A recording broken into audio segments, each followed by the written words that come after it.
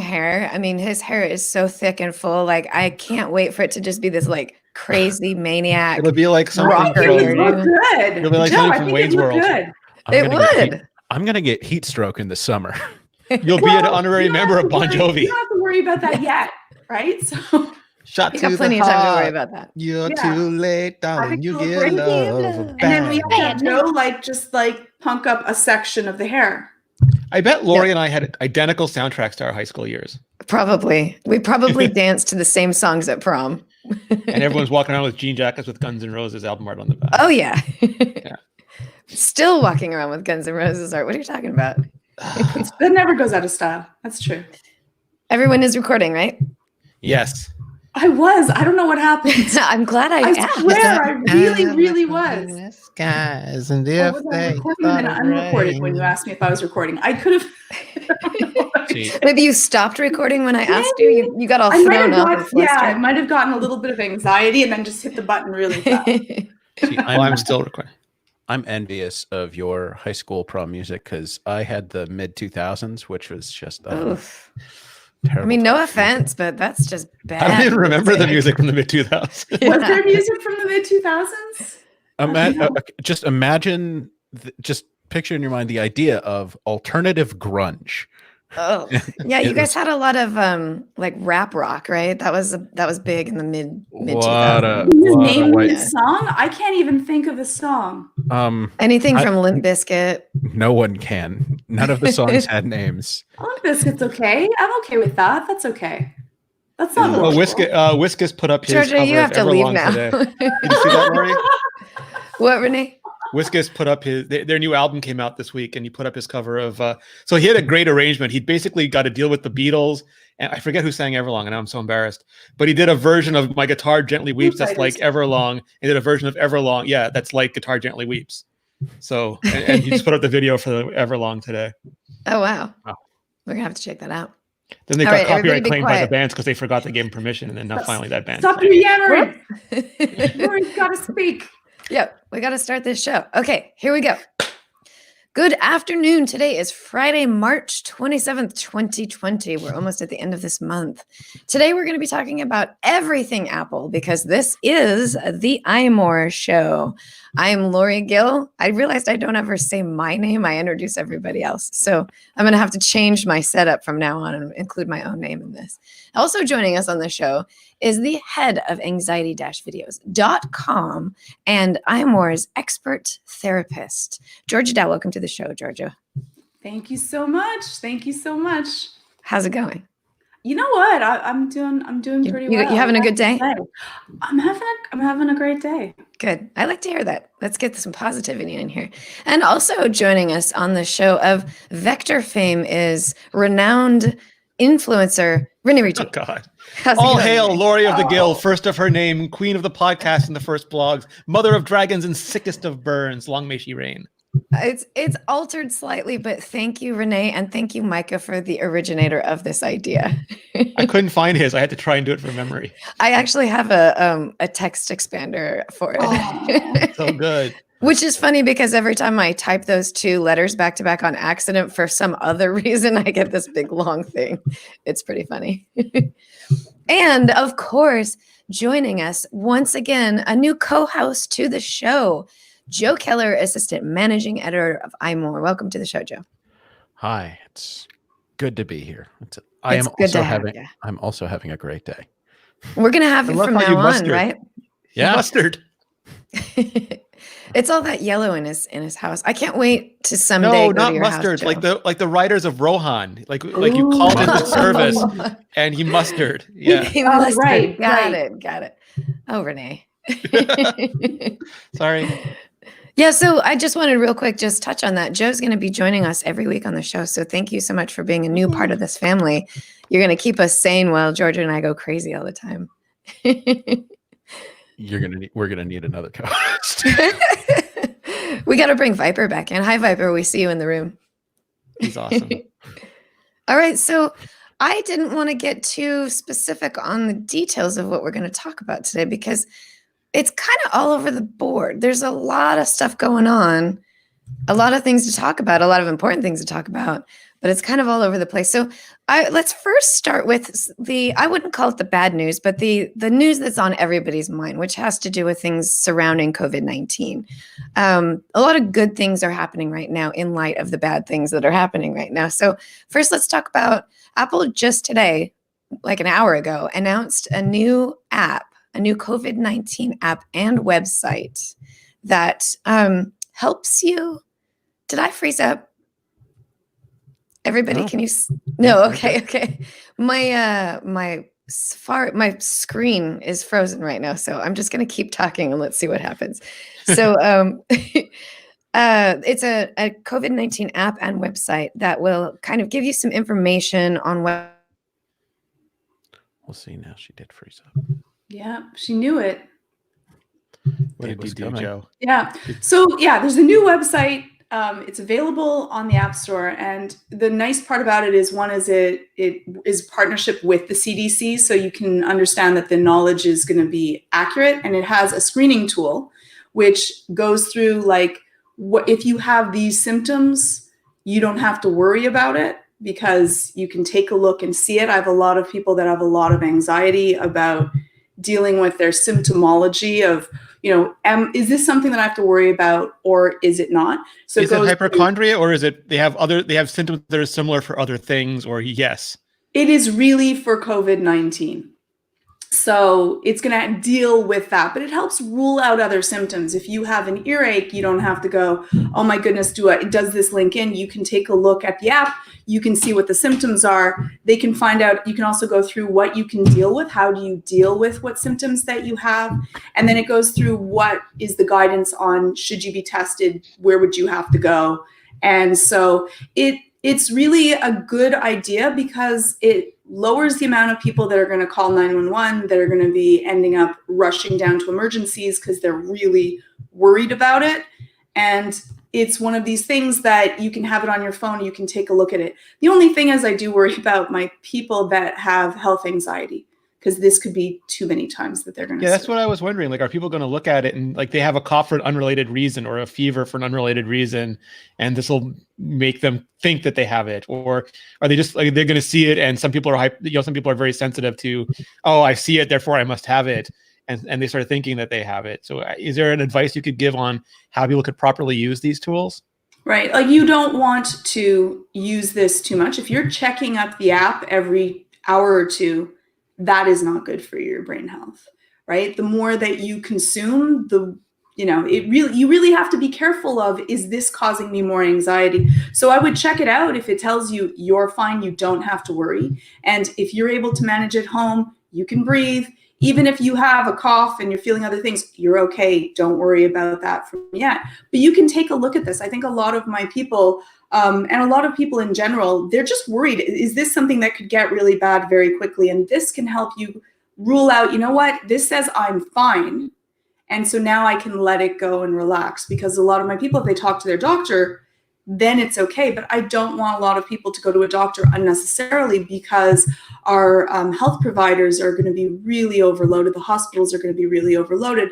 And, this is going to be, this hasn't yet reached its cusp as of yet. It also goes through how do you what is safe social distancing? What should you do? How should you clean things? So it goes through all kinds of different things while keeping with user privacy, because that's the other piece.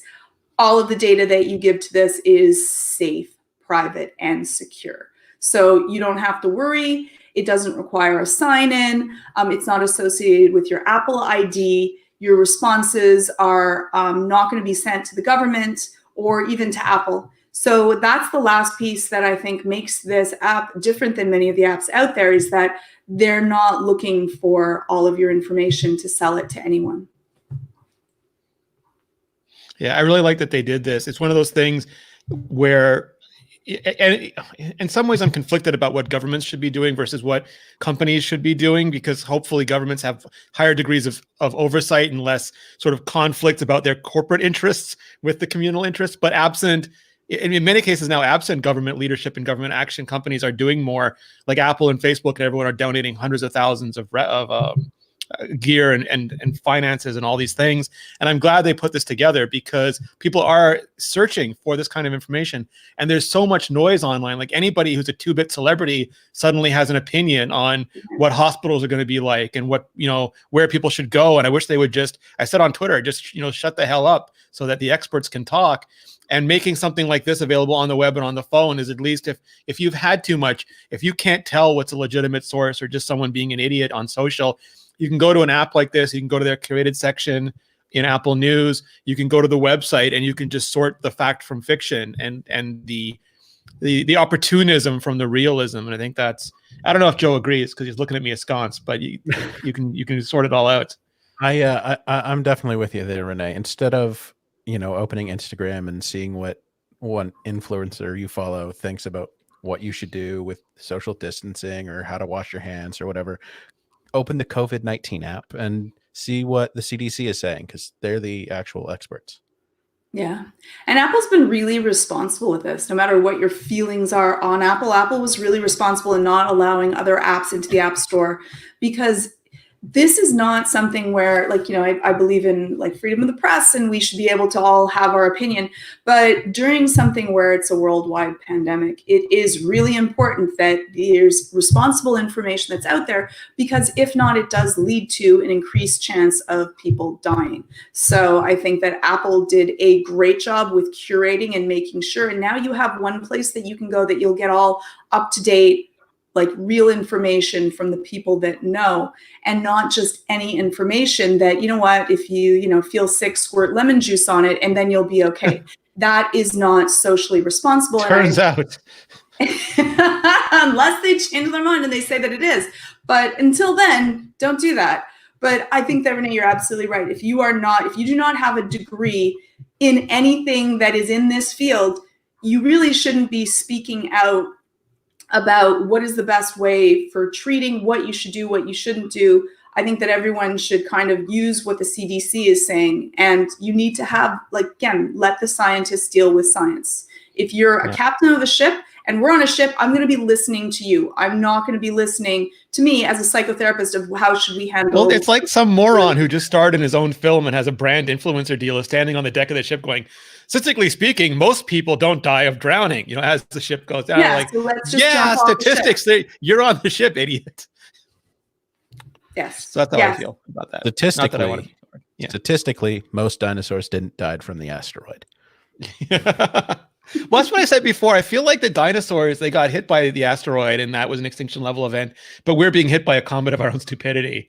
And it's just so sad to see, because we have unprecedented access to knowledge, to information. Even 10 years ago, maybe 12 years ago, you couldn't go on Twitter and see what the preeminent epidemiologists and pandemicologists, you couldn't see what these people had to say. And now you can, but you're drowned out by 3,000 people on their spin classes telling you that you can't get sick by licking a carpet. I know that there's I'll say it. There's people that are out there that are trying to go viral by doing really dumb things of this. They're going to jail, thankfully, for a long time, being charged with terrorism, doing things.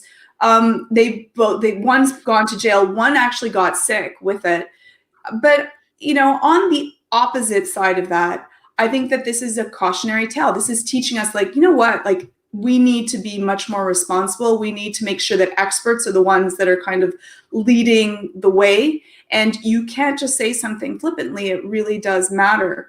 So I think that in some ways, this is going to get us prepared to be able to think twice about where you consume all of your media and your knowledge base, and who are the people that you're following. If it's a singer and she's giving me advice for singing, I should listen. But maybe, she might not have a, bioengineering or, microbiology degree that deals with this. And maybe for that, I should deal with someone that is a microbiologist. Yeah.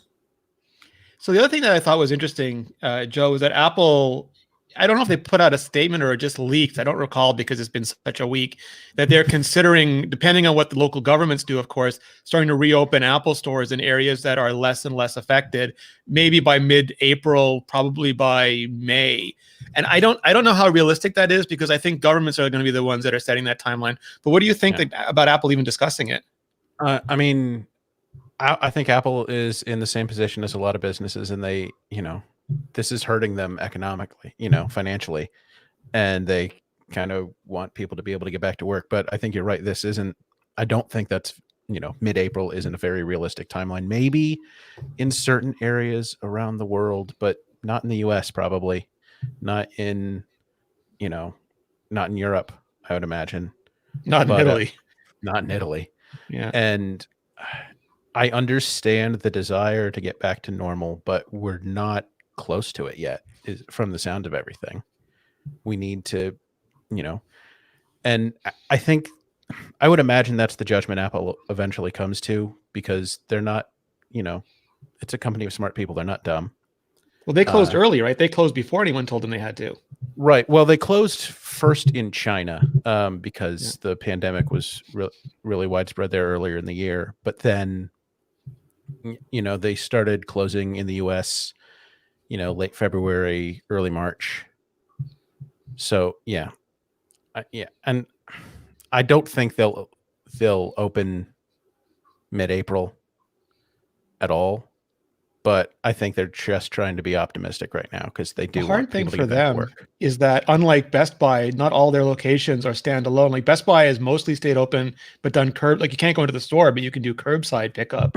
And Apple has some flagship stores where you could do that, but they also have a ton of mall stores. Mm-hmm. And it's also going to be a question of whether those malls open or not. Or like Georgia, even if people are willing to go into them. Like I went into my supermarket 2 days ago, and there's a hand washing station in the front. You got to wash your hands for 20 seconds. Then you go in and they give you a sterilized cart. And then you go, and then there's taped lines on the floor, and you can't get within 2 meters of another customer. You've got to follow those lines. And then when you get to the cash register, it's wiped down. You use it, they wipe it down again. And they're going to have to do those kinds of procedures. But still, like, I don't know how many people want to go into a store when they can order online. Yeah, and remember, this is from a leaked memo, because it sounds really highly irresponsible of Apple to say that they are going to be opening stores when we have not yet had the peak of dealing with the virus. So this is a leaked memo that was kind of out. This has been declined to be spoken of about Apple.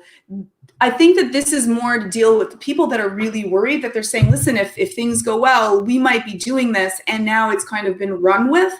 I can assure you that Apple, if this continues to escalate, which odds are, unfortunately, it will be, and probably we're looking at, May, like it could be until, just by the way that the numbers look, Apple's not going to be opening up any stores and risking that anyone is going to be going into an Apple store and increasing the contagion effect of this virus. So I want to take that with a little bit of grain of salt and just give a little bit to Apple that they didn't actually say that they're going to. This was not something that was out to the public. I think that this is more for their workers and for their shareholders. And I don't know when this memo was written. I don't think that it's written in any of the articles, that this was just for people that are really worried about the shares and their jobs and being able to deal with things, not really that this is a plan for Apple to do it. I can guarantee you they won't do that. They've been really responsible, and to say that and have it come out, I don't want kind of the backlash that's not fair to them. Lori, you're back with us. I'm back. Let me take a moment before we keep talking about what we're talking about. It feels like what happened just now felt like when your guitar string breaks when you're on stage and you have to rush to try to get a new guitar string on before you keep going. So I'm on my MacBook Pro, because my iMac, I don't know what happened, but it just won't load anything right now. So I was like, I'm not going to worry about that. I'm going to just go get my iMac seems to be feeling a little under the weather. Did we talk about social distance? Yeah. Did we talk about the app, the COVID-19 app? Okay. Yes. So I think I need to take my I need to have my iMac go to the website and find out if it's feeling sick. If it's like the one from Bloom County. Yeah. It needs a little bit of health. So we did talk about, I'm guessing, a couple of things down this list of all the stuff really around COVID-19. So you don't have to worry about catching me up. It sounds like what we're talking about right now is the Apple planning to reopen its stores in the first half of April, and that being the leaked memo that we voted no. We said thinking. that to Tim. Not going to happen.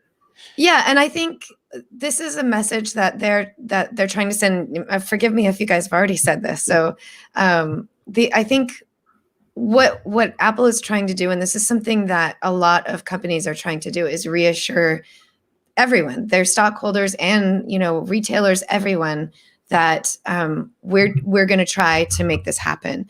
But obviously, just like any good citizen, hopefully Apple isn't definitively going to do this without question. It's going to be a matter of how are things going? Have we flattened the curve? Is it safe to go out? Because for California, we have the shelter in place regulation.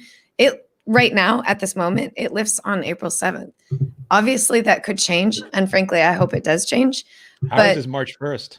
No, sorry, May 1st already. May 1st, yeah. May 1st. Yeah. So you guys have moved on to May 1st. So that, I think that memo, the idea of it being, according to whatever the shelter in place rules were at the time the memo was leaked and possibly written, but maybe not even sent.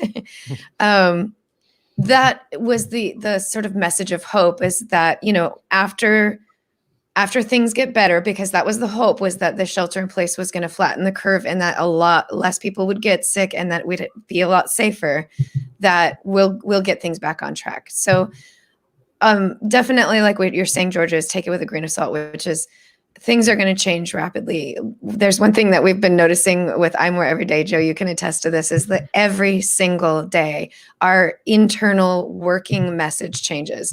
One day we're covering this, one day we're covering that, one day we're not covering this, so it changes constantly right now.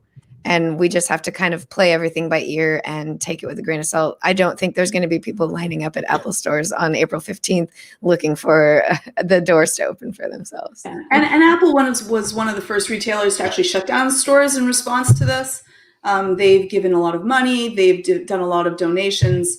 And odds are that they're going to stagger the opening of stores when they are safe, depending on where the virus is in different parts of the world. So I think that this was probably a memo that was, given out before they really knew all of the things. It's changing daily. A month ago, this really was not an issue, and now it is a huge issue. So I think can I add something? Yes, please. Yes. There were a lot of questions. So Apple and Facebook donated massive amounts of masks, and there were a lot of questions like, well, how did they get those masks? Why do they have those masks? And I get it, because it's not always intuitive. And our first, we get like all riled up about this stuff. But when they started having the wildfires in California, almost all the Silicon Valley companies started stockpiling masks, not just for people who were near those areas, but for all of their facilities.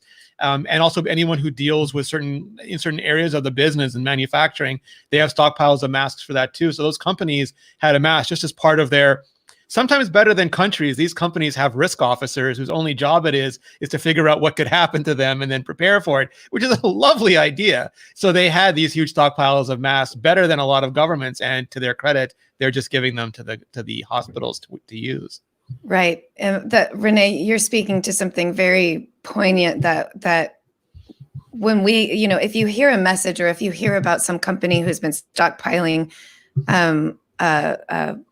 masks, for example, what's happened is these private companies, they've been thinking ahead and thinking, we got to make sure that we can protect our workers in the future.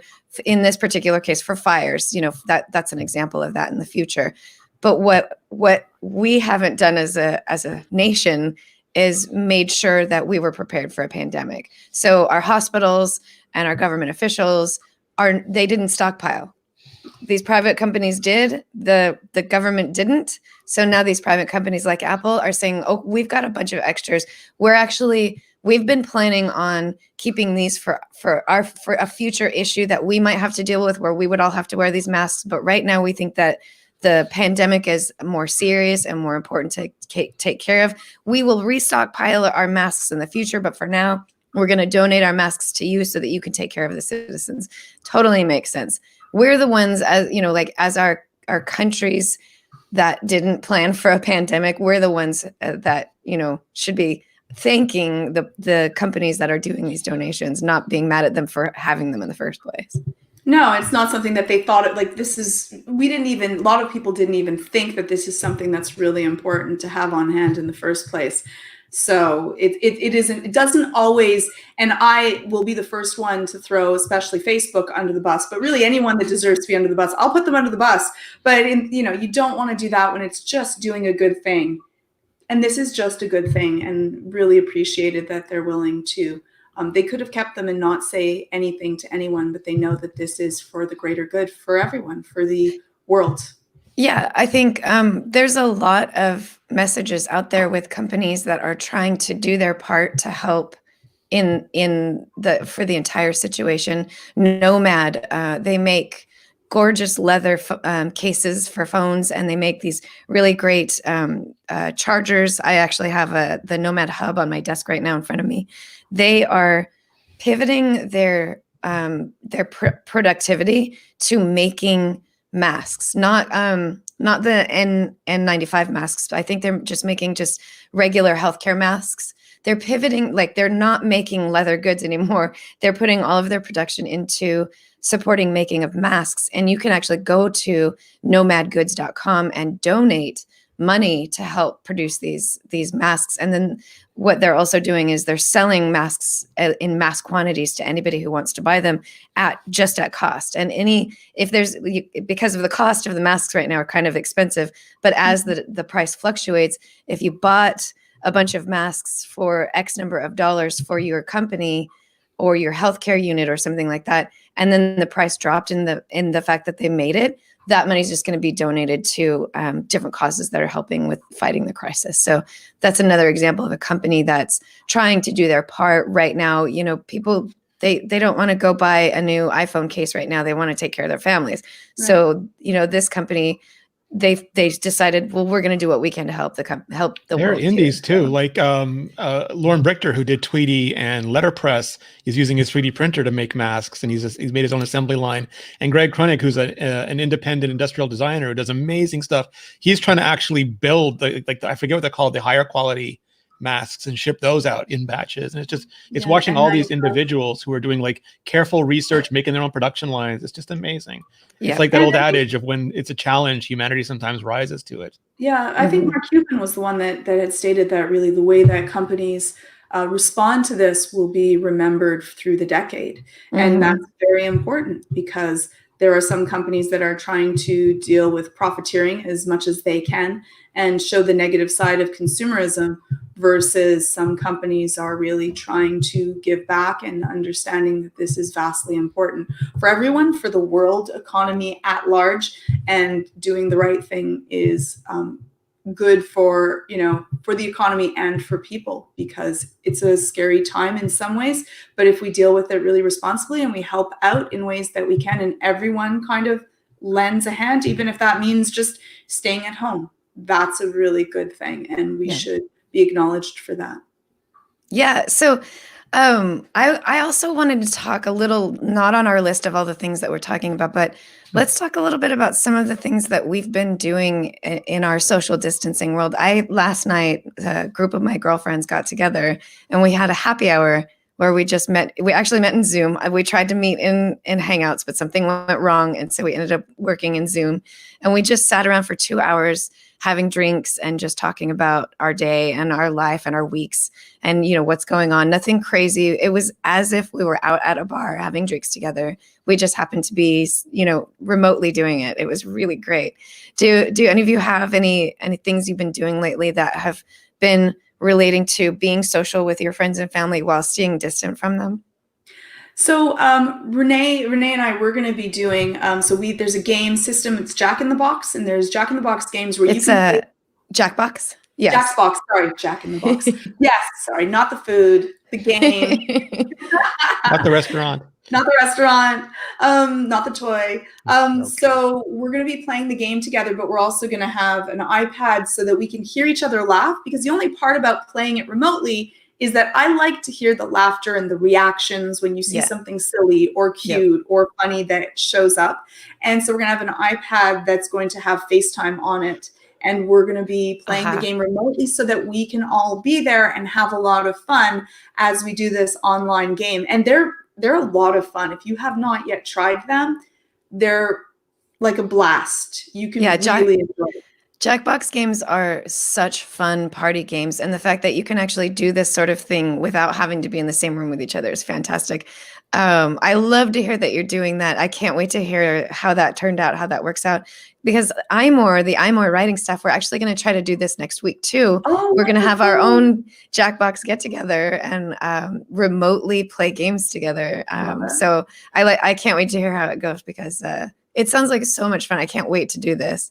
I love Yeah. these kinds of things, these unusual little ways of staying social with each other. Now, has anyone done the Netflix party? I know that some of my clients have done Netflix parties where you like listen and watch a movie together and you can hear each other. Has anyone else tried this yet? And if so, what was it like? I haven't tried it. Joe, have you? No, not yet. Okay. Renee? No. You see, Nope. this might be my other thing is that we're going to try to watch a movie all together just to do the experience of what is that like. Yeah. I'm kind of excited to try that out as well. This I reminds really me. miss people talking all over my movies. It's one of the things about social distancing I hate It's the me. worst. I'll Is just that say I actually hear the dialogue in the movie and I'm not sure what to do about it. Okay, so Renee, you're saying no, you don't want to do this. No, Yeah. I've missed it terribly. Okay. It makes me think of when you can do VR headset and watch movies with other people in a VR space like that, which has always seemed odd to me because when you're watching a movie, you don't want to be talking. So why would you be social while watching a movie? Okay, so it's the weirdest thing. So I've done this, and usually what they do is you can actually, the person that runs it can turn off everyone's audio. They can stop people from speaking, and I believe you can turn off other people's audio as well, so they won't interrupt you.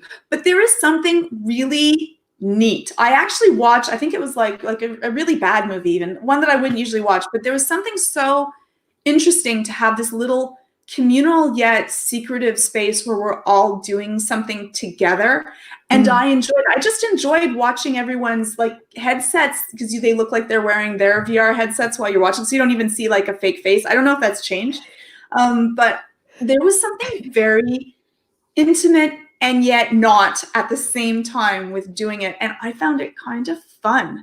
I could understand the enjoyment, and it looks like you're in this huge movie theater. And because you're in VR, you feel like you have a, whatever 40-foot by 40-foot screen in front of you. And it feels like you're actually there, though you're sitting with these little tiny goggles looking ridiculous in your chair at home while you do it. Yeah. It's kind of interesting. I don't know. You might have me. I might have to give Netflix Party a try. The reason I haven't done it is for exactly that. Like, why would I do that? But I might just have to give it a try. You got to try it, right? Like you either Netflix like it or party. you don't. Well, the fun part is that at least in trying, you're having some human interaction. And that's the part that we miss is humans, we need interaction with each other. We were not meant to be solitary. We lived in a group, and our brains have not evolved in 200,000 years. And we still have that need for connection with each other. And I believe that now, if you are technologically savvy enough to be able to control FaceTime on your phone or computer, you can do that. And so in the difference to other pandemics, besides the fact that we are much more knowledgeable of how this all works and what to do and what not to do, we can connect still with each other and be able to still feel like we are with each other, even though we are apart. And that is necessary. Like, I would say that if you have someone that's older or that, might be alone, reach out to them, please. Send them a little hello, how are you doing? Because you might think that they're okay because they seem really strong and that's their archetype that they can handle anything. If they're alone, even if they're not, it's really nice to kind of reach out to people and just do a check-in, because you don't know what's going on underneath the surface and you don't know how alone they might be. And some people are dealing with this very well, and some people are really worried and scared, and some people are exceptionally lonely. But they may not feel willing to reach out to you. You'd say, oh, well, they'd tell me if they wanted to.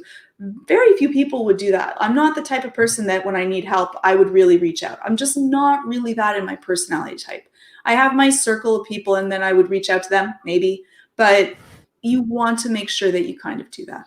You have kids. And You can't be left alone. But even Batman needed Robin and Lone Wolf needed Cub. So be like them. Look at you, Renee. Very nice. Yes. Batman needs And Robin the and Lone Wolf Mandalorian. needs Cub. Means And the Mandalorian needs Baby Yoda. yes. Oh, there we are. That's it. Lori just mic dropped on my metaphor. That was Georgia. She was the one who started Georgia that. just mic. I'm not giving her credit. Okay. Lori can have it. Lori can have it. She deserves it all. All right. Before we go on to anything else, I want to tell you a little bit about Renee. Do you want to say the word for us? Thrifter. It's Mark Hamill, it's not me. That's true. It's your impression of Mark Hamill's impression of the Joker. Got it. Thrifter is this week's sponsor of the iMore show. And so let me tell you a little bit about it while everybody jumps on over to thrifter.com to check out what the sales are today. Thrifter is a fantastic way to save money on everything from gadgets to home goods by shopping based on value, not hype. You can sign up at thrifter.com to get thoughtfully selected tech deals from places like Amazon and Best Buy, all of it daily without all of the fluff. So let's hop on over there real quick, over to Thrifter real quick and check out some of the things that are on sale right now. There's a lot of big sales, so it's a big one to pick. Joe, let's start with you. This is your first time doing a Thrifter spot with us. Oh, go find something. So I've already found something. All right. One of my favorite games of last year was Control by Remedy, and it's on sale, $20 off at Best Buy for both PlayStation 4 and Xbox One. So Can you tell us about the game? I just want to know So- if I should get this game. So it's a sort We're of in dark. an ad, so don't take too long. So it's a sort Sorry. of dark paranormal game where you have these superpowers and you're investigating this mysterious old building that's been invaded by a dark force from another realm. Ooh, that sounds fun. And you can get that for $30. That's 40% off at Best Buy. If you're interested in a game like that, Thrifter does this all the time. They are constantly scouring the internet to find these sales. Sometimes it's not even something, as simple as it's just on sale right now. And if you went to Best Buy, you'd find it. In fact, they have a lot of great ways where they find out what the secret code is that you can put into the, in your checkout to save an additional 10% or 20%. They let you know about sales that happen before they go out. So you want to sign up for thrifter.com to get this information right in your inbox or just these notifications as soon as they happen, because when those sales go down, they go down fast and then you lose out on it. So again, visit thrifter.com to get thoughtfully selected gadgets and goods at a great discount. Thank you so much to Thrifter for sponsoring this week's episode of the iMore Show. So I think we probably talked plenty about everything to do with the coronavirus, and we have to bring it up right now. As much as we want to try to, get into other fun stuff, it's everywhere. So we do have to talk about it, and it does have a lot to do with Apple too. So we take care of business. We talk about the things that are important. But let's talk a little bit about the fact that iPad OS 13.4 came out with trackpad support. Now, with the iPad and the iPhone. Face as she's talking, just doodling my. Yes. Oh, is that a magic trackpad in front of you right there? Yes, and I'm using it. Yes. To cursor Yes. So the iPad and iPhone have actually always had cursors, or not always, but since iOS 13 have had cursor support, but it was baked into accessibility, and it wasn't great. It was good enough, and it was definitely originally intended to be an accessibility support feature for people who don't have good dexterity. They can use a mouse or a trackpad to help them navigate around on the screen. It was fine. It had a lot of issues. But iOS 13.4, actually iPad OS 13.4, updated with trackpad support that really opens up all of the cursor support, makes it a much more fluid and comfortable experience. And I'm going to throw this over to Joe because you've had the most experience with trackpad support with iOS 13.4. So tell us about it. Yeah. So now it's available for everybody. It's easy to connect like one of Apple's accessories. Like I have a Magic Trackpad right here that's normally connected to my Mac, but every so often I've been disconnecting it and pairing it with my iPad. And it feels like a real first class experience. There's so much you can do. I haven't really run into anything that I can't do with a trackpad that I could do with my finger. So it's just it feels so good. They didn't, this isn't a half measure to get us through until iPad OS 14 or something like that. It's real, true support. And I love it so much. Can I Yeah. ask you a question about it? Yeah. So the hybrid cursor that acts like circular touch assist in some places, like what exactly? It can change to text select cursor or pointer and specific gestures. Like, do you find that it's more intuitive and easy to use, or it seems a little bit confusing to me? So it's interesting. So normally it's just a tiny little circle on the screen that, instead of an arrow, but it works a lot like the arrow cursor already does on a Mac, except when, for instance, you highlight a button, it kind of expands or contracts to just outline that button to just clearly show you what you're going to press. This actually can be toggled off in the proper settings. You can turn that off so it just hovers over like a Mac's mouse cursor would. When it comes to things like text, if you're familiar with how a PC or Mac cursor works, it forms its own it's called an I-beam when it's in a text field, and to make you aware that you are near text that can be highlighted or you're in a field that can be written in. So it does feel pretty intuitive if you've got a lot of experience with cursors, as most of us do.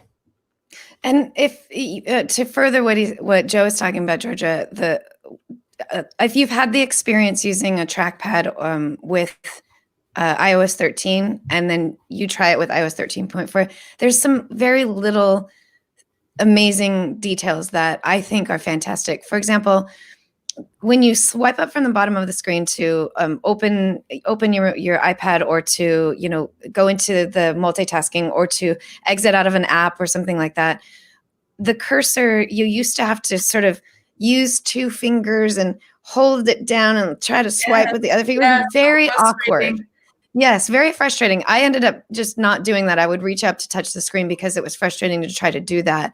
But now, if you just hover the cursor over that little line that lets you push it up and tap, just do a light tap. You don't even have to press down, just a light tap. Whoop, it opens it up. It's actually better than any other experience. You don't have to swipe up on the screen, even with your trackpad anymore. There's literally no swiping up on the iPad with a trackpad. It's the best little.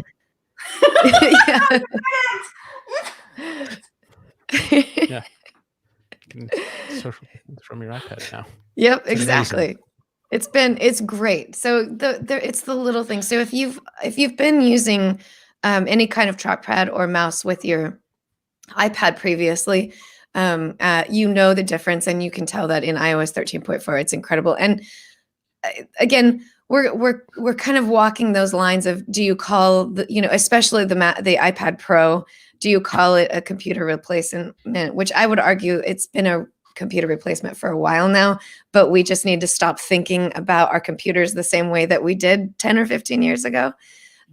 So yes, it does really make your keyboard typing experience on iPad very fluid and full. Like that is it, because the thing that had been missing was that mouse or trackpad support when you were typing. You still had to reach up. Renee, you've mentioned this before, and like now you don't have to do that. Like an animal, yeah. Can I just also add that there's so much ononism on Twitter and the internet these days about it's a computer, it's not a computer. Steve Jobs never wanted a trackpad or a pen. It's got to have a trackpad or a pen, or it's not a serious computer. Just please stop. Like, there's more than one person in this world, and if a device can make more than one person happy, that's amazing. If you think a Mac is a real computer, you can buy a Mac. If you think a Mac is alienating and old and cruddly, you don't have to buy one. If you want to use your iPad just as a tablet, please do you. If you want to dock it with a keyboard and trackpad, then please do that too. Can we just love and let love? But then what do we have to rant about on our podcasts, Renee? Yeah, that's so true. Well, we just spent 30 minutes ranting about stuff, so obviously we're fine. Yep.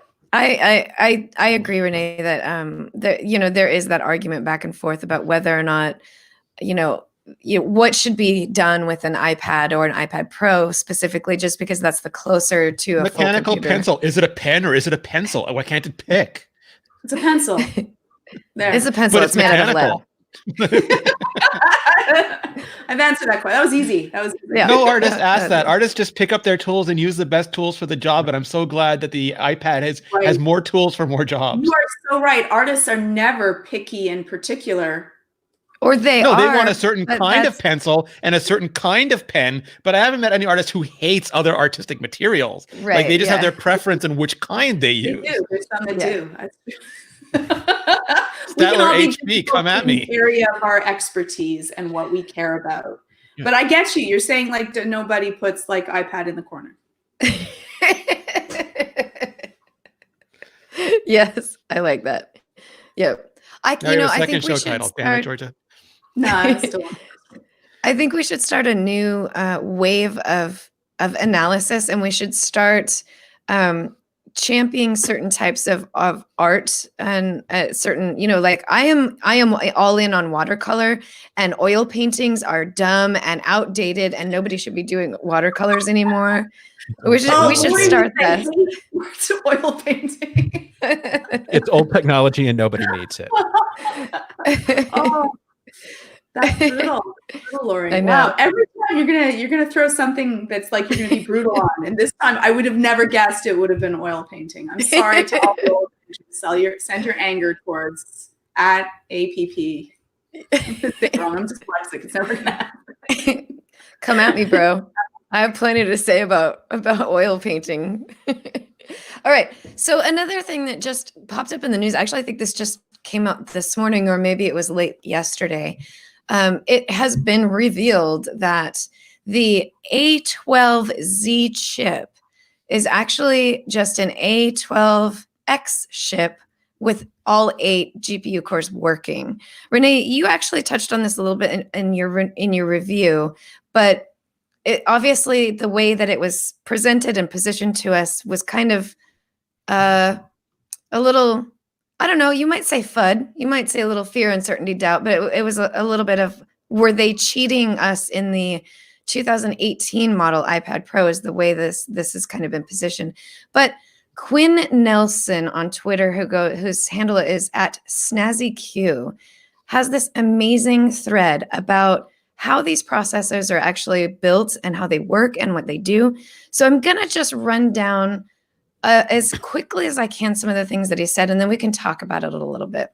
So Quinn Nelson, SnazzyQ, says, I see a lot of people getting irrationally frustrated that A12Z is just an A12X with an extra GPU core unlocked. This might seem weird to those who don't know how manufacturing ICs work, but Apple is doing what literally every silicon manufacturer does. Let me explain. He goes on to say that making integrated circuit chips, it's very difficult, and a lot of times they don't work. I think he says that 60% for Intel, 60% of the time they don't work. That means out of every 100 processors, 60 of them don't work. So what these chip manufacturers do, they save them and they use them in other ways. So if you have an 8-core chip and all 8 of them don't fire, you don't throw them in the garbage. You set them aside and you use them for a slightly less. Can I add something quick, Lori? Yeah. I forget if it was the 720p or the 1080p Apple TV, but that was powered by chips where one of the CPUs didn't work. It was a single core variant of the A series, and the original batch were chips for the phones where the second core didn't work off the line. Exactly. So in other words, Renee, you've made the point, which is this happens everywhere all the time. It just, unfortunately, because the way the naming scheme worked out with an A12 versus or A12Z versus an A12X, I think more people were digging into what that actually meant and then discovered what's actually happening. And a very popular YouTuber very common. Made a comment about it should be called the A12BS. And that got a lot of people riled up because they're like, can we with reach comes responsibility. Can we please explain silicon to you? Yeah. Yes. And that's what's happening right now on the internet, is that there are people who are much smarter than I, because I didn't know that this happened but it actually makes complete sense that so what happens is they have, for example, 60 out of every 100 chips that don't have the 8 cores, they become a 7-core chip. That's just what they do. That it's the same thing with the i3 processor versus the i5 processor. Yes. If it doesn't fire on all cylinders, it gets put in a new category and then sold to companies for that reason. So, and Intel's even worse. Like they'll bin based on performance. So if a chip comes off and they measure it and it's went towards the faster end of those chips, it'll sell it for more. And if it's towards the middle speed, they'll sell it for the normal price. So they'll bin not just on the cores, but the actual performance within the cores. Right, exactly. So this is so the norm that it's actually unusual that we're even having to bring it up. Yeah. So with that in mind, why didn't, Renee, maybe you can, give some insight here. Why didn't Apple just make an A13X chip instead of making an A12Z chip that has all 8 cores working, but isn't actually more advanced than that? Can you talk a little bit about that? So like my guess, and this is not something I think Apple would ever admit to, but I think my guess is that they are working on so much for the fall that they did not have a lot of time to do things for the spring. Like there's no portrait mode on the iPad Pro, despite it having the best depth sensor ever. And it's just because I think that team is all speed ahead on that cool AR camera app we've been hearing about for the last few years. And I think likewise, this iPad only exists because when Apple announces the iPhone 12 with LiDAR, it has to have apps available. It's not acceptable to launch an iPhone saying, well, in a few weeks or months or years, there'll be apps for it. It's like, no, they needed to get something into developers' hands to use as a development platform. And this is like nobody, not even like, especially not Apple, expects anybody to go from the 2018 iPad to the 2020 iPad. It exists only so that people who really want to work on LiDAR can buy it and start working on LiDAR now. So that when the iPhone comes in for the fall, there's some good apps. And when the glasses come 2 years from now, there's freaking fantastic apps. And I wouldn't be surprised if Apple launches their AR camera and maybe their AR Maps app with the phone, and all of that has been developed based on all the feedback and all the work that's been put into the iPad. So instead of taking the silicon team away and saying, all right, you got to get the A14 ready for the fall, but we need you to make this A13, X, I keep calling it 10 and I blame Apple for it, this A13X processor. Now, all we're going to do is open up the lanes, and they did tweak the performance controller, and they did add more RAM to it. So it's got more overhead for LiDAR based apps. They did all those things, but it really is meant for people working on LiDAR right now. And I wish that they could actually come out and say that, but it's just not an Apple thing to do. Yeah, wouldn't it have been nice if they just secretly made it available to AR developers and nobody else? Oh, people are going to lose their... Well, there's two things. One is if they'd called it iPad Special Developer Edition, I think they'd sell even more because everybody wants something they think they shouldn't have. Yeah. But also, when they put out, I think they're going to do a quiet 5G update when the 5G iPhone comes out, and then they'll just slap 5G and maybe, like a new processor in it, and people will lose their crap all over again because that's what we do. Yeah, because theirs didn't come with it. Yeah.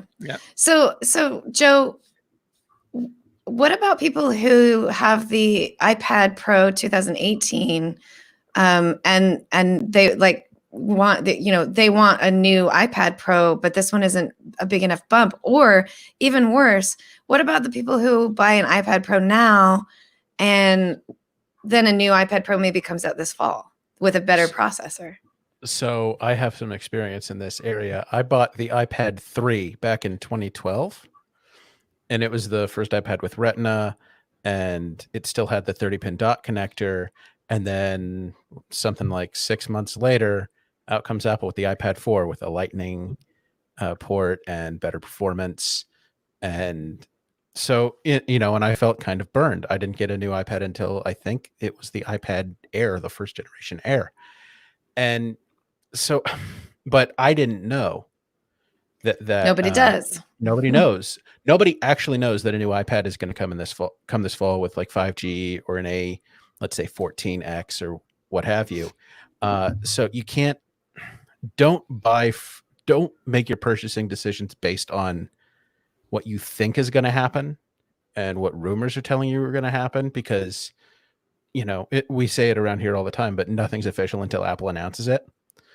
Everyone was so sure that, say, AirTags were going to come out last fall, the little tile-like devices, but they're still nowhere to be found. I apologize for that, Joe. Yeah, we and blame that's you, Renee. and that is entirely Renee's fault, and I will blame him forever. But It's true. you buy what's available now. If you buy a 2020 iPad now, let's say you don't have a 2018 iPad. Actually, let's say you've got an older one, 2015 even, or 2017. Buying an iPad now is a good purchase. Buying an iPad Pro right now is a good purchase, even if a new one comes out in 6, 8, 9 months, whatever. You'll just be a little bit behind, and that's what I think the real fear is: being behind on the technology curve. Yeah. And I think letting of all the things to let go of in these times, that sort of thinking is one of those things. Just let go, breathe regular, and But I got the FOMO. I want every new thing. I Homo will YOLO. just, if it makes you feel any better, if and when this iPad comes out in the fall, who did just get a new iPad, will have the same FOMO right with you. But if you have a 2018 iPad, you have an excellent device. It's great. It's going to work with the Magic Keyboard when it comes out in May. And it's going to continue to be great for years to come. Yeah, I did not upgrade to the iPad Pro 2020 because my iPad Pro 2018 is fantastic. And this fall, yeah, it's so good. I mean, even if it wasn't the same device, even if the new iPad Pro was somehow like maximum better, I wouldn't need it. My iPad Pro is perfect. And you're not going to nest on top of a millimeter wave tower, so 5G is about as relevant as 6G for most people. Yeah, unless you get an iPhone every year, I would also don't get first generation 5G products. Just say no to first gen 5G. Say no to first gen those things. Yeah. Say no to first gen. Except for me, I am all about early adopting of things, except for with the iPad Pro. It was so good I didn't need to get another one. So right. Well, if you can afford it and you want to support something, that's a different story. But they usually work the bugs out afterwards. But we need to buy things when you need them, not because you want them. It does not make you a better person. It just doesn't. We are actually coming down to the end of our hour, but I wanted to say a couple of little cool things that are available now that we can talk about real quick as we wind down. First of all, universal app purchasing is now available. As far as I know, there's no developer who's actually implemented the universal app. Maybe has anyone heard of it yet? Because I haven't heard of anybody making their app announcement. But that means that you can buy one app for all your devices for one price. So iPad and iPhone, that was something that people used to do. That you could, some app developers would have a separate iPhone app and a separate iPad app, and then there'd be others that had one that worked both on iPhone and iPad for one price. Well, now you can do that with your Mac and Apple TV and everything. All of your devices, developers can now make Mac apps that work on iPhone, that work on iPad, and you only pay one price for it. So we'll see how that goes. We'll see how many app developers do it.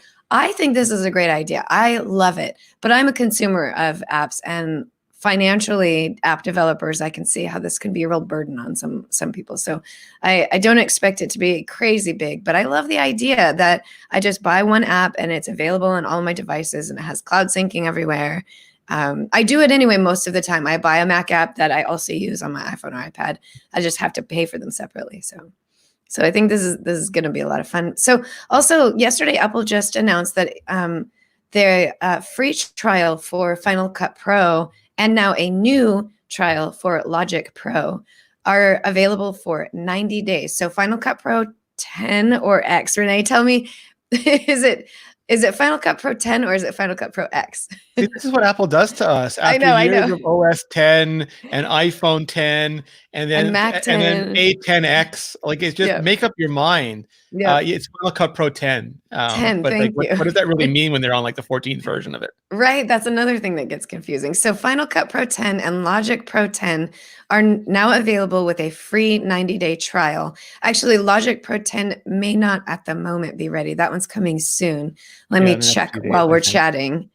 The They've gone as from to where 30 they're days at. to 90 days, and I can't recommend them enough. They work so similarly to GarageBand and to iMovie that it's really intuitive to move up, but they have so many more options, and you can do so, like if you just want something, even if you never intend to buy them, if you just want to learn like a new skill there's so much free education available on YouTube. If you want to learn a new skill and become like someone who makes their own music or makes their own videos, just download them and go to town. 90 days is a long time to practice. And this I think is really cool. You can actually make your movie and your soundtrack in 90 days Yes. with your free trial.